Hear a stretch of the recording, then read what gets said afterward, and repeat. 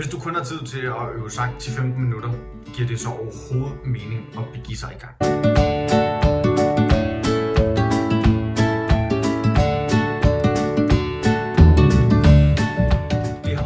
Spørgsmål, jeg har haft her i januar måned, mens jeg har øvet sang. Jeg havde et mål om at øve 30 minutter ad gangen, 2 gange om ugen. Men jeg har måttet realisere, at ofte så kan jeg ikke finde en halv time sammenhængende, hvor jeg ikke bliver forstyrret, hvor jeg kan træne sang. Derfor har jeg nedjusteret mit mål og sagt, at det er bedre at øve 10-15 minutter ad gangen og holde de 2 gange, end det er at prøve at øve en halv time.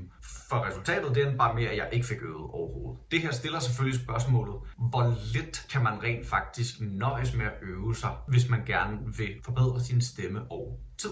Generelt vil jeg stadig sige, at det ville være mere optimalt, hvis jeg øvede mine 30 minutter ad gangen. Men i en travl hverdag med alle mulige andre gøremål, så er det simpelthen ikke realistisk for mig på nuværende tidspunkt. Derfor er det bedre at nedjustere, så man rent faktisk får øvet sig, end at man har et eller andet ideal, som man ikke formår at indfri. For mig der er det markant vigtigere, at jeg bliver ved med at øve over en lang periode, end at jeg spurter i en kort periode, og så stopper mine øvevaner. Det er nemmere at skrue op for vanerne over tid, end det er at starte meget stort, og så holde det uden at falde af på den. Hvis du ser med her for første gang nu, så hej, jeg hedder Sebastian. Jeg er lærer og sangunderviser, og jeg har sat mig for i 2026, at jeg gerne vil forbedre min egen sangstemme, og det vil jeg gerne gøre ved kontinuerligt at øve igennem hele året. Jeg startede med målet at øve 2 gange om ugen 30 minutter for mig selv, men som jeg lige nævnte før, så har jeg skruet ned for det mål. En af de ting, der skete i den her måned, der virkelig fik mig til at tænke over det her med, at det er på den lange bane, det virkelig handler om, det var, at jeg havde den dejlige mulighed at være til åben korprøve hos DR's juniorkor og DR's pigekor. Det er nogle vanvittigt dygtige dirigenter, der arbejder med de her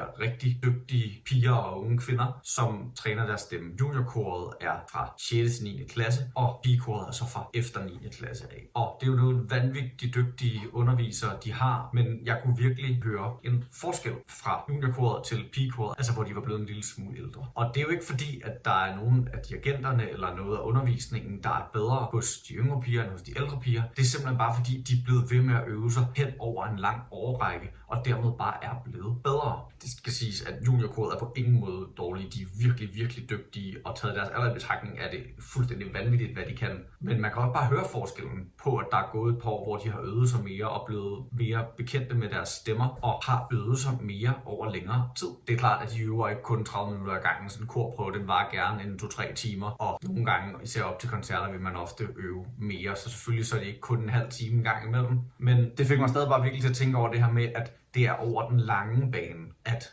forbedringerne virkelig sker. Det vil jeg også virkelig prøve at implementere med mig selv, at være tålmodig og arbejde på den lange bane og ikke på den korte bane. Det er også altid det, jeg vil prøve at undervise i. Jeg prøver ikke at undervise i quick fixes, når jeg underviser i sang. Jeg prøver at undervise i en holdbar stemme på den lange bane. Og når du skal øve, så er det også det, du skal have for øje. Du skal ikke fixe noget til i morgen, du skal fixe noget til næste år. En af grundene til, at sang specifikt tager så meget længere tid, eller tager så meget længere en tidshorisont for at blive forbedret, det er, at det handler ikke kun om at forstå noget intellektuelt. Det handler også om, at kroppen skal lære nogle forskellige koordinationer. Det handler simpelthen om, at der er noget i vores stemmelæber, der skal lære at koordinere bedre, og det handler om, at der er noget muskulatur, der skal arbejde bedre, og det tager altså bare lang tid at bygge op. Du vil jo heller ikke forvente at gå op i fitnesscenteret, og så i morgen ligner du en bodybuilder. Sådan fungerer vores krop ikke, og sådan fungerer vores sangstemme altså heller ikke. Så det tager tid at øve koordination i kroppen, for at man bliver bedre til det. Og det er klart, jo mere man øver, jo hurtigere vil det gå, men det kan ikke nytte noget at øve rigtig meget en kort periode, og så stoppe. Det skaber simpelthen ikke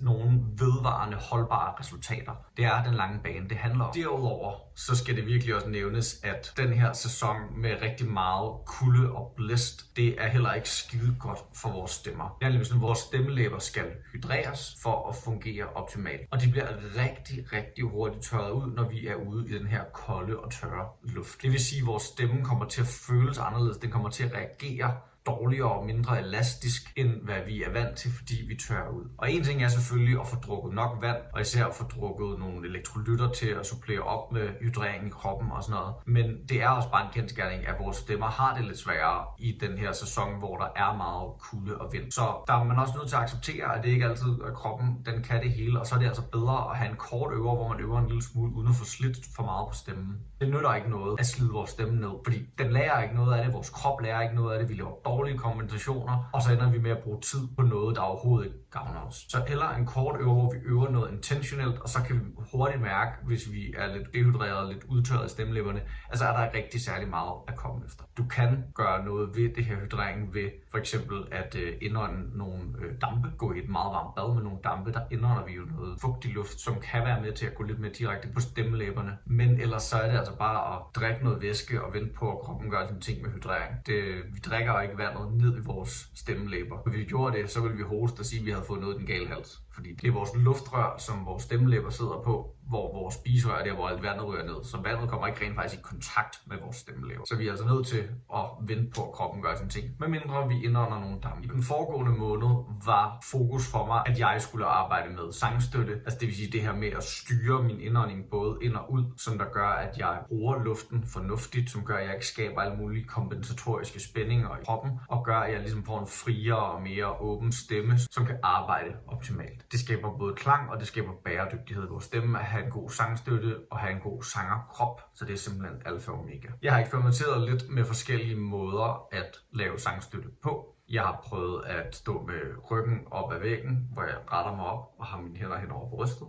Der trækker jeg vejret ind, og så kan jeg ligesom puste ud, mens jeg presser ryggen ind mod væggen. Det kan noget. Den er bare ikke, jeg synes ikke, det er den behageligste for mig. Jeg synes ikke, jeg på den måde fanger min støtte 100% optimalt på den måde, men det ved jeg, at der er nogen, der gør. Jeg har også lavet den her med ligesom at have det ene ben oppe på en stol, så man ligesom på den måde lidt underdrejer hoften ved at have benet fremad og udstrakt. Jeg synes også, det kan noget, men jeg synes ofte også, at jeg befinder mig i en lidt mærkelig akavet stilling, når jeg gør det, og jeg synes ikke, det er holdbart ligesom at arbejde ud fra. Det, jeg har fundet bedst for mig, det er at simpelthen sidde ned på en stol, sidde på udkanten af den, og så ligesom spænde op i ballerne, så jeg ligesom løfter mig nærmest fra stolen med min ballemuskulatur, og så virkelig rette mig op, tage en dyb indånding ved at bide min underlæbe, og simpelthen suge vejret ind igennem mine tænder, og mærke en udvidelse i min krop. Og når jeg så puster ud og skal synge, så presser jeg samtidig i mit solar plexus og har en hånd placeret der. For der kan jeg virkelig mærke den der opspændthed, som jeg har behov for, og at den skal blive ved med at være der hele vejen igennem. Og så kan jeg simpelthen bruge al min luft og arbejde mig igennem det, uden at jeg falder sammen, og dermed uden at jeg mister den her støtte hen ad vejen. Når jeg så arbejder med støtten, så har jeg gjort rigtig meget med det her med at synge en sætning, som jeg så holder den sidste tone på, så langt som jeg overhovedet kan, mens jeg holder min støtte, for virkelig at få cementeret støtten. Den skal bære mig hele vejen.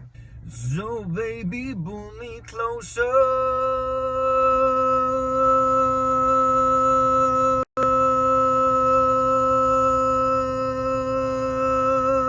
Jeg synes, det fungerer sindssygt godt. Det er en sindssygt god måde at få arbejdet med den her muskulatur på og få gjort den til en eller anden form for second nature. Så det er jeg rigtig godt tilfreds med. Jeg kommer stadig til at have et fokus den næste måneds tid på min sangstøtte, men det kommer til at komme lidt i baggrunden, fordi jeg kommer til at fokusere mere på mit nye fokus, som er registre og registrering. Det er altså at sige, synger jeg i fuld register, synger jeg i randregister, også det vi kalder falset, eller har jeg lagt mig i det her mix, som er imellem de to steder, og kan jeg ligesom blive mere bevidst om, hvornår jeg skifter, og selv ændre på, hvorhen jeg gerne vil skifte, alt efter hvad musikken også kalder på. Så det er det, jeg kommer til at have rigtig meget fokus på her den næste måneds tid. Kort fortalt, så det der sker, det er, at vi har to forskellige muskelgrupper inde i vores stemmelæber, som vi med forkortelser kalder for TA og CT-muskler. TA-musklerne, det er dem, som der gør, at vi får den her fuldregisterstemme. Det er også den, vi snakker i. Det er dem, der ligesom spænder op og arbejder der. Hvor vores CT-register er det, der arbejder, når vi skal i vores